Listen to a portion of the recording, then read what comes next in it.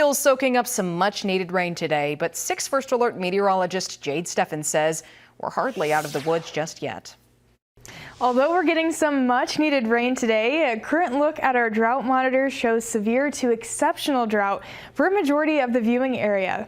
Because of this, experts recommend we water our plants at least once or twice a month in the winter, and as long as the ground is not frozen and the temperature is above 40 degrees.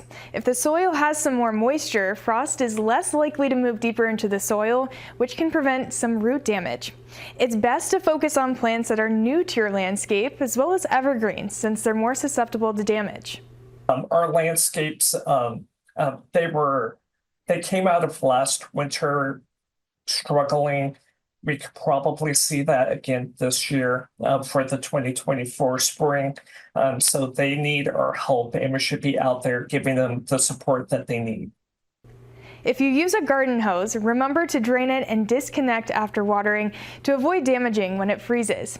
And avoid the temptation of using your sprinkler system in the winter.